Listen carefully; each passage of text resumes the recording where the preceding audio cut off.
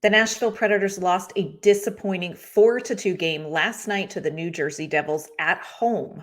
I'm going to tell you how the Preds actually lost that game well before puck drop on today's Locked On Predators podcast. You're Locked On Predators, your daily podcast on the Nashville Predators. Part of the Locked On Podcast Network, your team every day.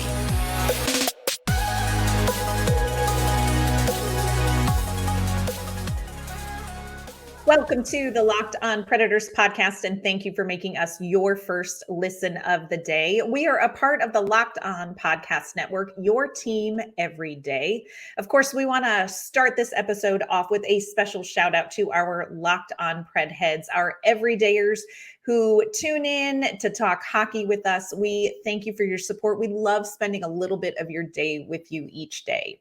I'm Ann Kimmel. I am a writer at the Hockey News. I'm usually joined by my partner in crime, Nick Morgan, but today I am flying solo, and we have a lot to talk about after the Nashville Predators lost last night to the New Jersey Devils by a score of 4-2. At a time where the Nashville Predators really need every single point that they can get in the playoff chase. This team came out with a disappointing performance last night against the New Jersey Devils. Today, we're going to talk about the problems in that game, and I'm going to explain why the issues may have actually started well before puck drop last night.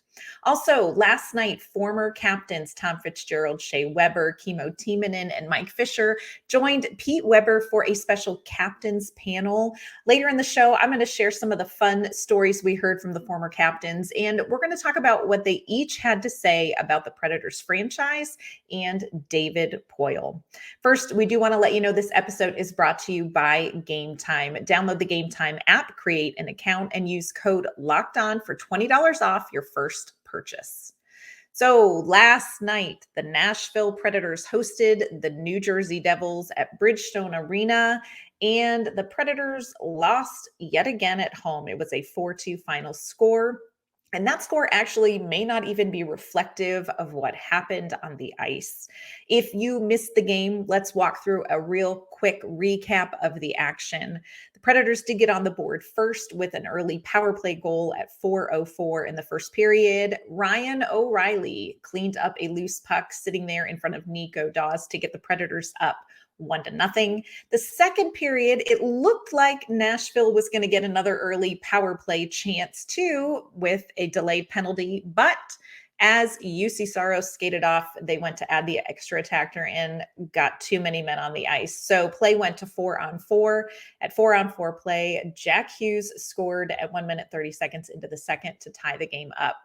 Predators fans thought that Luke Evangelista had scored in a net front kind of scrum. It was ruled no goal on the ice. There was a review, and the call was upheld. The replay looked like the puck had fully passed the line, but the call on the ice stood no goal. But Tommy Novak came through. He scored on a breakaway to make it a 2-1 score at the end of the second period. The third period, Nico Hischier scored early to tie the game up. Later in the period, Timo Meier gave the Devils the first lead of the game with a net front scramble goal. The Devils went on to add an empty net goal to make the final score of this game 4-2.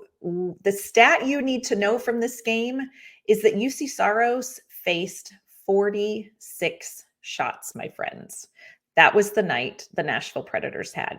So we always start out and talk about our one word to describe the game. I'm not going to get fancy. I'm actually not going to talk about food, which should surprise our everydayers.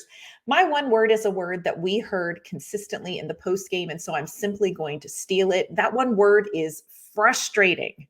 I am absolutely borrowing that word. I put together a video of some of the post-game comments from the players. This is a little bit longer of a video than what we normally play for post-game clips, but I really want you guys to see and to hear the frustration that we heard in the locker room after that loss. This is what Roman Josi, Tommy Novak, and Cody Glass had to say after that Predators game. Yeah, we got what we deserved, and I don't know. They were a faster team, I thought, out there. They won more battles, and it's frustrating. It's really frustrating because we're in no position to get out battled and outworked like that. And I just thought they were faster, and Juuse kept us in it. And at the end of the day, we got what we deserved. And it's frustrating right now for sure. Yeah, I mean, we talked about it right after break. We know how important these games are, and that's why it's really frustrating. Like it can't happen that late in the year. You can lose games. You can even get outplayed sometimes, but you can't get outworked. You can't get out battled. Obviously it sucks. Kind of an unacceptable loss, I'd say. They played last night, and it's one we really want back. So not good. Yeah, it's unacceptable. Especially 30 games left. Playoff push. We're right there in the playoff race. So yeah, it's like I said, it's unacceptable. And we had a meeting before the break. I mean, we didn't want this to happen. So hopefully we learn quick from it. Don't want to dwell on it too much, but we need better. So some of the words that you heard repeated over and over again in the post game: frustrating, unacceptable, not good.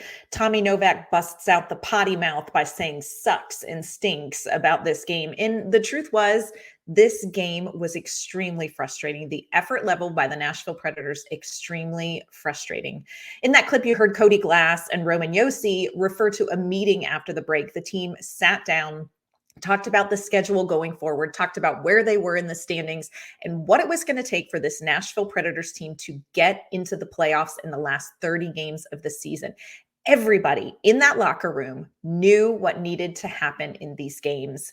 And the players and Andrew Brunette felt like the team did not come out with that perspective in mind against this New Jersey Devils team. Now, every one of those players, including Andrew Brunette, talked about the fact that you've got to give credit to the New Jersey Devils. This is a fast team. They have a ton of talent. They have a Hughes brother, for the love of all that is good and holy. So taking nothing away from the fact that the New Jersey Devils are a great team. They've got a lot of talent. Of course, we talk about there's little holes that they're looking to fill maybe before the trade deadline. Don't even look at Juuse Saros. But this is a team that's very talented, very fast team, a lot of offensive weapons. They've got some solid defenders. So to take nothing away from the New Jersey Devils and their performance, the Nashville Predators did not come out and execute in this game the way they know they need to do if they want to make the playoffs. And this was a very frustrated locker room after the game. And Andrew Brunette was a very frustrated coach. This is what he had to say in the postgame. It's frustrating. I don't know how many games we've let points fly away in the last 13 seconds. We're hard-headed, I guess. They were way more desperate than we were for some reason. They played the night before. They had more energy than we had. So there's a lot of things that were extremely disappointing tonight. It was kind of the mentality of how we played tonight and how we prepared and started again yesterday, how we prepared to come to practice yesterday, and we played like we practiced yesterday. Coming up, I'm going to explain Andrew Brunette's comments on the Predators' Monday practice and why he was so frustrated with the performance last night. There were, of course, also a couple of bright spots in the game. We're going to discuss those as well. But before we do that, I want to let you know that this episode is brought to you by Game Time. If you are looking for that last-minute Valentine's Day date, or if you're planning ahead for the weekend, you need to check out the Game Time app today. Game Time is the fast and easy way to buy tickets for all the sports, music, comedy, and theater events near you. They have killer last-minute deals, all-in prices, views from your seat, and they have a best price guarantee. Game Time takes the guesswork out of buying tickets. You can surprise your Valentine with tickets to Dancing with the Stars, Tom Segura's upcoming comedy show, or maybe you want to check out a Vanderbilt baseball game. And with Game Time's all-in pricing, you're going to see your total up front, so you know you're getting a great deal even before you check out. With the Game Time guarantee, that means you're going to always get the best price. If you find a ticket in the same section and row for less, Game Time will credit you 110% of the difference. So take the guesswork out of buying tickets with Game Time. Download the Game Time app, create an account, and use code LOCKEDON for $20 off your first purchase. Terms apply. Again, create an account and redeem code LOCKEDON for $20 off. Download Game Time today. Last minute tickets, lowest prices guaranteed. So we just heard from Andrew Brunette, and he made a reference to practice yesterday, practice on Monday. So I want to put this into context for you and tell you what happened at practice on Monday. So Predators were practicing at Bridgestone Arena on Monday morning. We were there. A lot of media were there to cover the practice and to talk to some of the players after practice. At one point, after doing some drills, Andrew Brunette stopped practice. And he described in very passionate terms, in language that Tommy Novak probably wouldn't use, what he thought of what he was seeing on the ice and the effort he felt like he was seeing from the team. And then he had the team do a bag skate. And he had these guys skating up and down this ice for several minutes. The team skated off the ice. They brought a Zamboni out, cleared the ice. They came right back out and got right back to practice. So we asked Andrew Brunette about that, about his response to what he was seeing in practice afterward on Monday. And he just said, look, I thought we were slow, sluggish. There was some sloppiness. And he's like, I just wasn't happy with what I was seeing. Now, he did talk about the fact that the Predators usually don't practice on off game days at Bridgestone Arena. They're usually at Centennial. So it was a different environment. He mentioned that the ice was pretty choppy. So execution was affected by that. But he was not happy with what he saw Monday. And, somebody asked him, like, did you feel like once, they did the bag skate and then the ice got cleared and they came out, it was a little better? And he was kind of like, it really wasn't. Andrew Brunette was not happy after practice on Monday. And what we saw in the game Tuesday night is a reflection of what Andrew Brunette was concerned about on Monday at practice. And this really brings up some bigger concerns when you're looking at the Nashville Predators. This is a team that should be desperate to get these wins. You want to get to the playoffs. I know that people, you hear people talking about the Predators shouldn't be trying for the playoffs. This is not a playoff team. First of all, unless you were absent the day that Barry Trotz laid out what a reset looks like, of course, nobody really thinks the Nashville Predators are going to make a deep cup run this year. We are in step one of a 5 to 10 step process when it comes to resetting this team. Nobody really believes that the team and the roster the Predators have right now is the contention team that Barry Trotz intends to build. So we get that. Also, this is not a situation where the Predators can tank. You're just not going to get bad enough to get that top draft pick, that top 3 draft pick at this point. So you really want the playoffs. You want the playoffs because you've got young players who absolutely need that experience. I asked Andrew Brunette about that. He said, look, there is nothing that prepares you for the playoffs except being in them. You finish an 82-game season.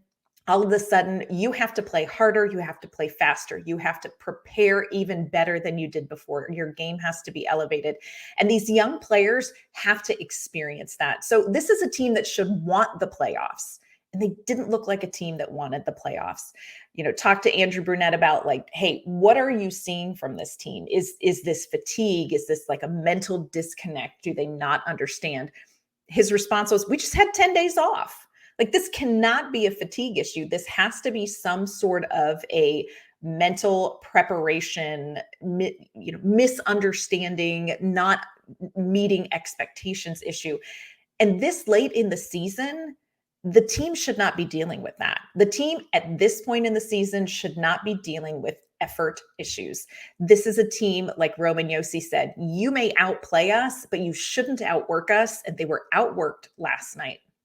And the bottom line, one of the biggest concerns I have when you look at this game last night against the New Jersey Devils is this is not going to get any easier.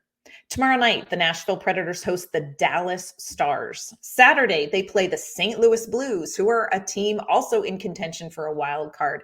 Then they head out west. They're going to be playing the Vegas Golden Knights and the LA Kings. Look, now is the time. The Nashville Predators do not have games to throw away, and the games that they have coming up, they are not going to win with lack of effort.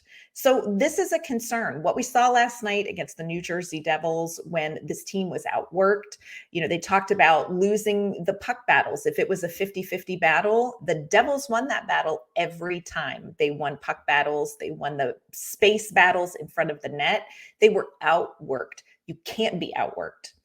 And the big picture, you have so many players on this roster right now who are UFAs. They are playing for a contract. Now, it's probably not going to be a contract with the Nashville Predators, but you have players who are playing for their next contract, wherever that may be. They are playing to be a piece added to another team at the trade deadline. They are playing for an opportunity to join a team in the offseason as a UFA.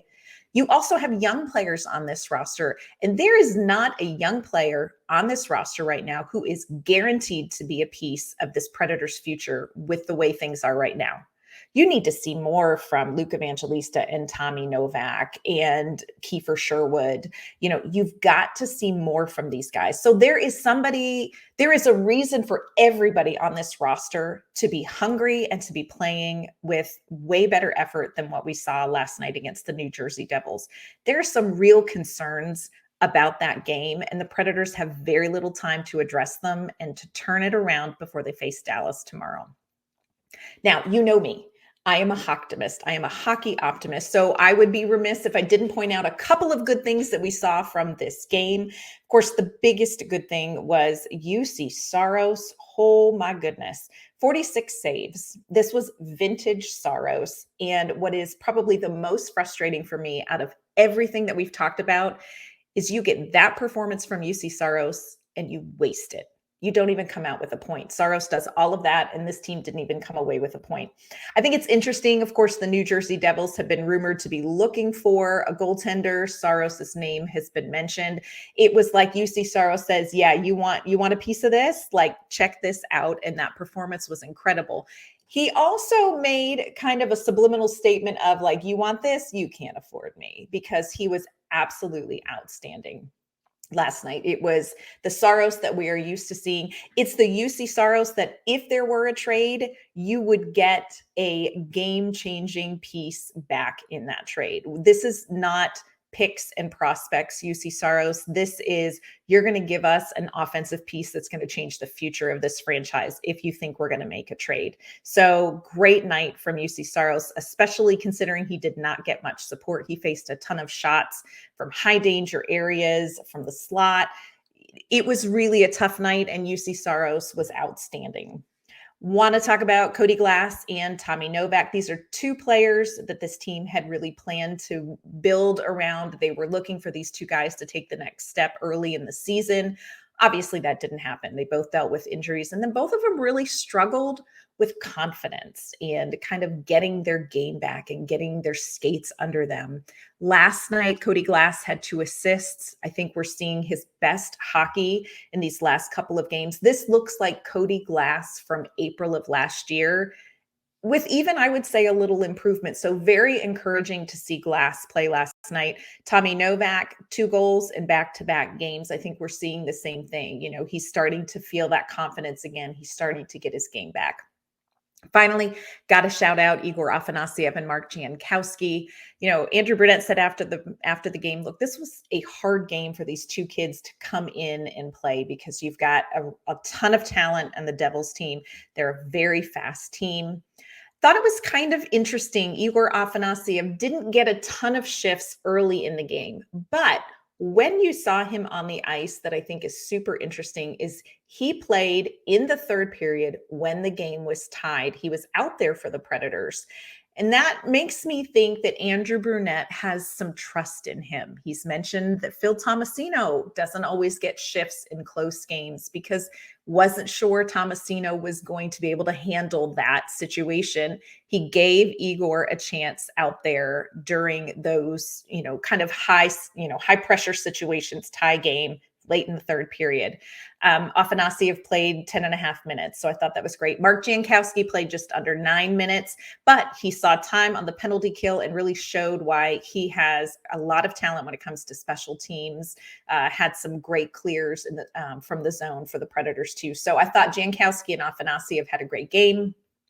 And Andrew Brunette's really looking forward to seeing what they can do in a situation where the rest of the team is playing better as well. So let's see what these 2 can do tomorrow night against Dallas. There is another positive that I really want to be sure that we highlight that happened away from Bridgestone Arena. We're going to talk about that coming up in just a minute. And we're also going to talk about 4 captains returning to Nashville and sharing some incredible stories last night.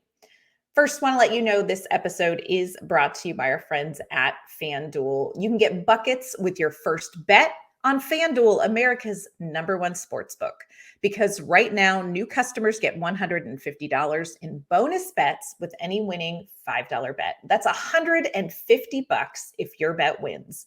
You can bet on all your favorite NBA players and teams with quick bets. They have live same game parlays, exclusive props, and more. Just visit FanDuel.com/lockedon and shoot your shot. FanDuel, official sportsbook partner of the NBA. So, want to highlight one more really positive thing that happened last night that we all need to celebrate amidst the frustration of that New Jersey Devil loss. And that is that the Milwaukee Admirals, my friends, won their 15th straight game. That's right, 15th straight game last night. They had a 5-2 win over the Chicago Wolves, and they did that without their 2 leading scorers, Igor Afanasyev and Mark Jankowski, who were here in Nashville, losing to the Devils. But Yaroslav Askarov, another incredible game by this young goaltender. He had an amazing save. If you haven't seen it, YouTube it. I retweeted it on Twitter, X, whatever you want to call it. So you can check it out there as well. Had an incredible save, went for a poke check, and then ended up like windmilling with his legs to block the shot. It was just one of those nerve-wracking, sweet baby Jesus. What are you thinking? Oh, it went well. You're terrific. Yaroslav Askarov plays. So also want to mention there's a great story you should check out on the AHL.com site about Zachary Laro. Laro has had an amazing season with the Milwaukee Admirals as well. It's his first year in the AHL. He is proving why he was ready to take the step to pro hockey. I think this is somebody to keep your eye on. The Predators, I don't know, we may see Laro sooner than you think, especially depending on what happens at the trade deadline. But a great story there at AHL.com on Zachary Laro, so check that out. Last night, Nashville Predators celebrated Captain's Night. That was a part of this 25th anniversary celebration that they're doing all this season. And it was a really cool night because they brought in former captains and kind of acknowledged them and celebrated them. And they did a panel before last night's game with some Predators fans. Pete Weber hosted the panel, and you had the first captain in the franchise, Tom Fitzgerald, joining them. He was captain from 1998 to 2002. Kimmo Timonen came. He was the captain in the 2006-2007 season. Of course, beloved captain Shea Weber, he came back. He was captain from 2010 to 2016. And then Nashville native now, Mike Fisher, who was the captain in that 2016-2017 Stanley Cup run season, was there. So there was a special panel, like I said, hosted by Pete Weber. David Poile joined for the first little bit of the panel.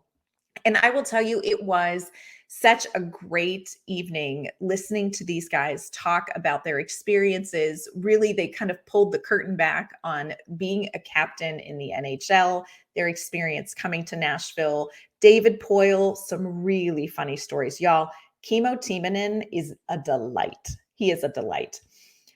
Tom Fitzgerald, of course, like I said, was the first Predators captain. It was interesting. He was a part of the Florida Panthers expansion team. So he really mentioned that he'd been through an expansion before. And so he was excited to come and be a part of the Predators expansion and felt like he had some experience going through that with the Panthers that was going to be helpful here with the Predators. David Poile mentioned that he felt like Tom Fitzgerald was somebody who was going to set that culture, that Predators way, that Poile and Barry Trotz felt really strongly about laying the groundwork of from the get-go. Poile talked too about how important Tom Fitzgerald's wife was for the Nashville Predators in that inaugural season, because there were no other wives to welcome players and help families get acclimated to Nashville and integrated into the community. And she took that on herself and really was such a major part of helping players and their families transition to Nashville. So David Poile mentioned just how important she was in that whole process. Of course, Tom Fitzgerald is now the general manager of the New Jersey Devils. Most everybody in my mentions from New Jersey wanted him to bring Saros back home with him. He did not yet. Tom Fitzgerald talked about his side of the story from that amazing moment at the NHL draft this summer, where the New Jersey Devils traded their 7th round pick to the Nashville Predators so that David Poile could make one final selection as the Predators general manager. And Fitzgerald said somebody had come to him and said, hey, are you interested in swapping a 7th round pick with the Nashville Predators? Barry Trotz asked us. And Fitzgerald's like, oh yeah, honestly, I don't usually stay around and make the 7th round pick. I usually let somebody else do the 7th round picks. So he said, it just didn't dawn on me at the time what they were asking for, what it really meant. And he said, just didn't click for me right away. And then all of the sudden he said, oh my gosh, I get why we're doing this. Like, this is not about the 7th round pick. This is about David Poile. And Fitzgerald actually got very choked up last night talking about this moment. And he said he called his wife from the draft and he said, look, this is what they want me to do. And he said, I just cried on the phone to my wife about that moment. And just how special it was for him to really feel like he could pay that back to David Poile, who had been such an important part of his life. Funny side of that story, David Poile talked about that. He said, we got this pick. I realized what was going to happen. We were like 3 away from my pick. I knew who we were going to choose. Well, that guy got taken off the board. Then we were 2 away from Nashville's turn to pick that 7th round pick. And I said, well, that's okay. We're going to get this guy. Well, that guy got picked. He said, we had 1 team ahead of us. I knew exactly who we were going to pick. I wasn't worried about it. I was like, great, this is who we're going to get. The team before the Predators took that player. That is actually how the Nashville Predators ended up with Aiden Fink. And David Poile could not be more delighted and more excited to point out just how well Aiden Fink is doing at Penn State as a freshman. So it was kind of a fun to see the story from Tom Fitzgerald's side, and also to hear a little bit more about David Poile and how that 7th round pick didn't go as smoothly as he had hoped. Kimmo Timonen, oh my gosh, this is the guy I would most want to have a beer with. So funny. He was drafted by the LA Kings, did not make the team. He was told after training camp at the Kings, he just probably was not going to be big enough. Like he said, you're supposed to be 6 feet tall and tough. I was neither. But David Poile saw him at the World Championships, and Poile really believed that being an expansion team meant you were a team that could give opportunities. And he did that with Kimmo Timonen. Timonen came in, had a great training camp, but the Predators had too many defensemen and he got sent down to Milwaukee. And as he said, God damn it, that was my chance. And he thought, okay, I'm not going to get in the NHL. But he talked about, and I think this is so timely for Predators fans to hear, he talked about how valuable his AHL time was. He said, I went down there, I played 30 minutes a night. I got my game. I figured some things out. And when he got called back up to Nashville, he never went back to Milwaukee. And Tom Fitzgerald chimed in and said, Kimmo Timonen came in and played his first game. He said, after that game, I walked into Barry Trotz's office and I said, you are not sending him down, are you? He's way better than what we've got here. And Timonen stayed. He also said that he loved it here. He said he would have loved to play his entire career here with the Nashville Predators, which I thought was really a sweet thing to say. He was traded to the Philadelphia Flyers. Interesting story. While he was with the Predators, he was roommates for years with Scotty Hartnell. Scotty Hartnell got traded to the Philadelphia Flyers. 2 weeks later, Kimmo Timonen got traded to the Flyers. They remained roommates with the Flyers for a couple of seasons, and now they're neighbors. As Kimmo Timonen says, I cannot get rid of him. Shea Weber, of course, was there. Big cheer from the crowd for Shea Weber, as there always is when he is mentioned or is back in Nashville. This guy is so loved by this community. He talked about his draft day, how he was just kind of sitting there sweating, thinking, oh my gosh, is it going to happen? Is it not? Maybe we should leave. He was there with his mom. But the thing I thought was so sweet that Shea Weber shared is that he really grew up in Nashville. He was drafted and moved to Nashville at 20 years old, and he spent the next 10 years of his life playing hockey in Nashville. He said, I grew up in Nashville. He also shared a story, if you remember, when the Nashville Predators hosted the NHL All-Star Game. there was a video with he and Dirk Bentley where he was on the third tier and he shot the puck from the third tier and it went over the net and all the way 200 feet down the ice and into the net. And Shea Weber talked about that. And he said, they told me, look, this is what we want to do. We want to video it for the NHL All-Star game, come in the morning and we're going to shoot this. And Shea was like, okay, so I cleared my schedule. I thought this is going to take all day. I'm never going to make that shot. Made that shot on the third try. How very Shea Weber of him. Mike Fisher was there. Mike Fisher wanted to point out that he actually still has a mark, a dent, he says, on his calves from accidentally blocking a Shea Weber shot in a game. He said he got turned around in front of the net and took the puck right on the calf. Shea Weber just wanted to know, did I score a goal on the shot? Mike Fisher talked about coming to Nashville. He was married to Carrie Underwood in July, was traded to Nashville in the following February, but it wasn't on his radar. Being traded was not on his radar. He knew in the back of his mind when it came to free agency, he really hoped that he could talk to Nashville, and move down here. But a trade was not on his mind. He said he got called in to a dressing room when the Ottawa Senators were on the road in Calgary. He said, that's never good. Get called in the dressing room by the GM. The GM said, I've got good news and bad news. What do you want first? Fisher said, give me the bad news. GM said, the bad news is you've been traded. The good news is you're going to Nashville. And he just really talked about how much he loved being here, talked about how incredible it was to see this city in the Stanley Cup Finals. Remember, Fisher came from Ottawa, like one of the biggest hockey cities, and came to Nashville, this southern city, that was an expansion team.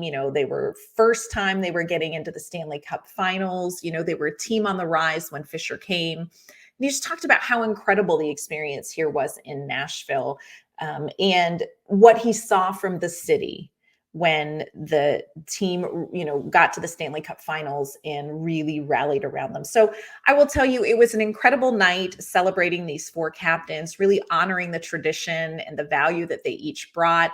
It was also a really amazing night to hear them talk about how important David Poile was to them as a player and to them as a person, and how much they love the Nashville Predators, and how players who have left, the way they speak about the Predators is the same, and that players respect this organization, and how much of that is due to David Poile. So it was a really incredible night with some really incredible former Nashville Predators.